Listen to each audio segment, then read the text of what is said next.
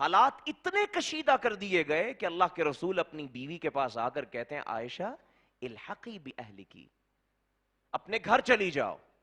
جدائی رسول اللہ اپنے گھر میں لا رہے ہیں. اس بنائے ہوئے جھوٹ کے وہ پندار جو منافقوں نے گھڑا ہوا تھا، چلی جاتی ہیں جناب ابو بکر اپنے بابا حضرت ابو بکر رضی اللہ تعالی عنہ کے گھر میں، اور قریب قریب 1 مہینہ گزر جاتا ہے. جب اللہ منافقوں اور کافروں کا امتحان لے لیتے ہیں، کمزوروں کا امتحان لے لیا جاتا ہے، پھر آسمان سے جبریل اللہ کا قرآن لے کے اترتے ہیں. اللہ 2 رکوع مومنوں کی ماں سیدہ عائشہ رضی اللہ عنہا کی پاک دامنی کے لیے نازل فرماتے ہیں. تو جب حضرت ابو بکر کو پتا چلا، بھاگے ہوئے گھر آئے. باپ تھے، بیٹی کا گھر ٹوٹا ہوا ہے، اور کائنات کے سب سے بہترین شوہر جناب محمد الرسول اللہ سے بیٹی دور ہے. تو باپ کا بھی ایک جذبہ تھا کہ فوراً بھیجوں، اور خوشی بھی تھی کہ میری بیٹی کو، میری جگر گوشہ کو جو تہمتوں کا اور بہتانوں کا نشانہ بنایا گیا، آج اللہ کی وحی اس کی دیانت، اس کی صداقت کا تذکرہ کر رہی ہے. تو بھاگے ہوئے گھر گئے، جا کے کہتے ہیں عائشہ رضی اللہ عنہا کو اٹھو، قومی فشکری لرسول اللہ، عائشہ اٹھو اور جاؤ اللہ کے رسول کے شکریہ ادا کرو، اللہ نے آسمان سے تیری پاکیزگی کو نازل فرمایا ہے. تو حضرت عائشہ رضی اللہ تعالی عنہا کیا کہتی ہیں؟ یہ سبق ہے، الیہ یرجع الامر کلہ. دنیا کی بہترین خوشی ملے، دنیا کا بدترین غم آ جائے، زندگی کا کوئی موڑ آ جائے، آدمی اپنے ہر معاملے کو اللہ کی طرف لوٹانا سیکھ لے. اس کو توحید کامل کہتے ہیں. الیہ یرجع الامر کلہ. مومنوں کی ماں کھڑی ہو کے کہتی ہیں بابا لا اقوم الا للہ. آج یہ صدیقہ عائشہ جس نے محمد الرسول اللہ کے گھر سے ہمیشہ توحید کا سبق لیا ہے، آج وہ اعلان کرتی ہے میں کسی کے پاس جا کر اس کا شکریہ ادا نہیں کروں گی، آج میں اللہ کی بارگاہ میں کھڑی ہو کر صرف اس کا شکریہ ادا کروں گی. لا اقوم الا للہ. کیوں؟ الیہ یرجع الامر کلہ. وہ جانتی تھی ہر معاملہ اللہ کی طرف لوٹنے والا ہے. جناب رسول اکرم صلی اللہ علیہ وسلم کی وفات ہوتی. ہمارے ہاں کوئی اچھا، کوئی جاننے والا جب دنیا سے رخصت ہوتا ہے، کیا کیفیت ہو جاتی ہے، کیسے غم اور کرب کے حالات پیدا ہو جاتے ہیں. یاد کیجئے جب اللہ کے رسول علیہ السلام جن کو دیکھ کر صحابہ کی آنکھیں ٹھنڈی ہوا کرتی تھیں، اور جن کی مجلس میں بیٹھ کے صحابہ اپنے ایمان کو تازہ کیا کرتے تھے، اور جن کی زبان سے نکلے ہوئے لفظوں کے موتی صحابہ کے دکھوں کا مداوا کیا کرتے تھے، وہ ہستی گرامی جب دنیا سے رخصت ہوئی، عمر کہتے تھے کوئی نہ کہے کہ محمد الرسول اللہ دنیا سے چلے گئے صلی اللہ علیہ وسلم، تھوڑی دیر کے لیے گئے، ابھی واپس آئیں گے. اور عثمان اور علی بھی پریشان تھے. لیکن جب ابو بکر رضی اللہ عنہ آتے ہیں، حضور نبی کریم علیہ السلام کے چہرے کو دیکھتے ہیں اور کہتے ہیں اللہ کی قسم، اللہ اس خوبصورت چہرے پہ کبھی 2 موتوں کو جمع نہیں کرے گا. جو وقت آنا تھا وہ آ چکا. بوسہ دیتے ہیں، صحابہ کے مجمع میں جا کے کھڑے ہوتے ہیں. الیہ یرجع الامر کلہ. ہر معاملے کو اللہ کی طرف لوٹانے کی جو توحید ہے ابو بکر کے رگو پے میں اتری ہوئی ہے. جا کر کہتے ہیں من یعبد محمدا فإن محمدا قد مات. صحابہ سن لو، تم میں سے جو محمد الرسول اللہ کی عبادت کرتا تھا وہ جان لے کہ اللہ کے رسول دنیا سے چلے گئے. جو اللہ کی عبادت کرتا تھا وہ جان لے فإن اللہ حی لا يموت. اللہ زندہ ہے، اسے کبھی موت نہیں آئے گی. الیہ یرجع الامر کلہ. کیونکہ وہ اللہ کی طرف معاملے کو لوٹانا جانتے تھے. اتنا بڑا سانحہ کائنات میں رونما نہیں ہوگا جو سانحہ رسول اللہ کی رحلت سے، آپ کے انتقال پرملال سے صحابہ کے مجمع پر ٹوٹا ہے. اس موقع پر بھی معاملے کو اللہ کی طرف لوٹا رہے ہیں. الیہ یرجع الامر کلہ. خالد بن ولید رضی اللہ عنہ مسلمان فوجوں کے کمانڈر، روم و ایران کی تہذیبوں کو گرانے والا، مسلمانوں کو فتح اور ظفر مند بنانے والا. اللہ اکبر. این فتوحات کے دور میں حضرت عمر پیغام بھیجتے ہیں، خالد تمہیں تمہارے عہدے سے ہٹا دیا گیا، واپس آ جاؤ.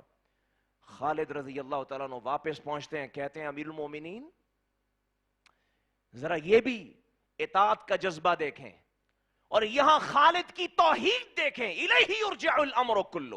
اپنی صلاحیتوں کو نہیں دیکھا اور مسلمانوں پہ اپنے احسانات کو نہیں دیکھا، اپنی محنتوں کو نہیں دیکھا، ان کا ثمر اور قیمت نہیں مانگی.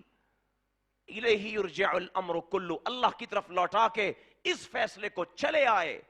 لیکن امیر محترم کے پاس گئے، کہتے ہیں حضرت عمر آپ نے مجھے بلا لیا، میری کوئی غلطی کوئی وجہ مجھے بھی بتائی جائے. حضرت فاروق خاموش ہیں، پھر پوچھتے ہیں، پھر فاروق خاموش ہیں، پھر پوچھتے ہیں. کہتے ہیں خالد کوئی وجہ نہیں ہے، صرف ایک وجہ ہے. مسلمان یہ سمجھنے لگ گئے تھے کہ شاید جتنی کامیابی ملتی ہے، جو فتح ملتی ہے، یہ اس کا سبب اور بنیادی وجہ خالد بن ولید ہے. اللہ کی توحید پامال ہو رہی تھی. میں نے تجھے معزول کر کے مسلمانوں کو یہ بتا دیا، فتح اور کامیابی اگر آتی ہے تو یہ اللہ کے حکم اور اس کے فیصلے سے آتی ہے، خالد بن ولید کی صلاحیتوں سے نہیں آتی. الیہ یرجع الامر کلہ. یہ توحید ہے میرے دوستو آج جس کی ہمیں سب سے زیادہ ضرورت ہے. معاملات کو اللہ کی طرف لوٹانا سیکھیں. آپ کے پاس ایک گاہک آتا ہے، آپ اس سے اچھی ڈیلنگ کر لیتے ہیں، آپ کو نفع مل جاتا ہے، مت سمجھیں یہ آپ کی صلاحیت کا ثمرہ ہے. آپ اپنے گھر کی حفاظت کرنے میں کامیاب ہو جاتے ہیں، مت سمجھیں یہ آپ کے عقل اور دانش کا نتیجہ ہے. آپ کسی کو بات سمجھا لیتے ہیں، مت سمجھیں کہ یہ آپ کی کوئی حیثیت ہے. الیہ یرجع الامر کلہ. امام مالک کے پاس آنے والا جب پوچھتا ہے انسان کتنا اختیار رکھتا ہے کتنا نہیں رکھتا، کہتے ہیں اپنے پاؤں کو اونچا کرو. پاؤں اٹھا لیا، کہا دوسرا بھی اٹھاؤ، کہا نہیں اٹھتا. کہا تیرے پاس اختیار تھا ایک پاؤں کو اٹھانے کا، اب آگے سارا اختیار اللہ نے اپنے پاس رکھا ہوا ہے. آپ کے پاس اختیار ہے اپنی زبان پہ لقمہ رکھتے ہیں، اس لقمے کو معدے تک پہنچانا، ڈائجسٹو سسٹم سے گزارنا، فضلہ بنانا، عضو جسم بنانا، توانائی کے ذریعے کھولنا، یہ سارے اختیارات اول سے آخر تک اللہ نے اپنے ہاتھ میں رکھے. الیہ یرجع الامر کلہ. اللہ مسلمان کو یہ توحید بتانا چاہتے ہیں کہ اپنی زندگی کے سارے معاملات اللہ کی طرف لوٹانا سیکھ لیں. وہاں سے کامیابی شروع ہوتی ہے، یہاں سے توحید کا ثمر شروع ہوتا ہے. اللہ اکبر. حضرت یونس علیہ السلام قوم کو دین کی دعوت دی، نینوا کی طرف مبعوث کیے گئے تھے، اور یہ مشرک تھے، بتوں کے پجاری تھے. دین کی دعوت دی، توحید کا پیغام سنایا، لوگوں نے نہیں مانا، انکار کیا، جیسے قوموں کی روش ہوا کرتی تھی. یونس علیہ السلام نے کہا اللہ کا عذاب اترے گا، باز آ جاؤ، اللہ کی نافرمانی چھوڑو، اس کا فیصلہ اور امر آنے والا ہے. قوم نہیں مانی. اللہ نے یونس علیہ السلام کو کہا ان کو ٹائم ڈیڈ لائن دے دیں، دے دی، فلاں دن اللہ کا عذاب آنے والا ہے. یونس علیہ السلام نے پیغام دیا، قوم نہیں مانی، عذاب آسمان سے اترنا شروع ہو گیا. جب پوری قوم نے آتے ہوئے عذاب کے اثرات کو دیکھا اور اپنی سامنے کھڑی ہوئی ہلاکت اور موت کو سمجھ لیا، تو بڑے بڑے عقل مند اور باشعور لوگ نکلے، اور انہوں نے قوم کی ماؤں کو اکٹھا کیا، بچوں کو اکٹھا کیا، جانوروں کو اکٹھا کیا. یہ ساری قوم کی عورتیں، بچے، بوڑھے، جوان اور جانور تک اکٹھے ہوئے اور لے کر ایک پہاڑی پہ چڑھ گئے اور اللہ سے توبہ اور استغفار کرنے لگے. قرآن مجید میں اللہ فرماتے ہیں کہ سوائے قوم یونس کے ہم نے کبھی عذاب آ جانے کے بعد کسی قوم کو معاف نہیں کیا. لیکن قوم یونس پہ اللہ کو رحم آ گیا، ان کی ماؤں پہ رحم آ گیا، عورتوں پہ رحم آ گیا، بچوں پہ رحم آ گیا، جانوروں پہ رحم آ گیا. اللہ نے وہ عذاب کا کیا ہوا فیصلہ واپس لے لیا، قوم نجات پا جاتی ہے. حضرت یونس علیہ السلام سمجھتے ہیں یہ تو مجھے جھوٹا سمجھیں گے، میں نے انہیں کہا تھا عذاب آئے گا، تم برباد ہو جاؤ گے۔ تو اس سے پہلے کہ اللہ کا حکم آتا، حضرت یونس نے قوم کو چھوڑا اور سمندر کا سفر شروع کر دیا۔ سمندر کے بیچوں بیچ پہنچتے ہیں، طوفانی موجیں آپ کو گھیرے میں لیتی ہیں، فیصلہ ہوتا ہے قرعہ ڈالا جائے، کون ہے جس کی وجہ سے یہ عذاب اتر رہا ہے؟ قرعہ ڈالا جاتا ہے تو یونس علیہ السلام کا نام آ جاتا ہے۔ فیصلے کے مطابق یونس کو اٹھا کے کشتی سے سمندر کی طوفانی موجوں میں پھینک دیا جاتا ہے، سمندر کے پانیوں کے اندھیرے میں، اور اس اندھیرے میں چلنے والی مچھلیاں اور خونخوار درندے جانور یونس علیہ السلام کی طرف بڑھتے ہیں۔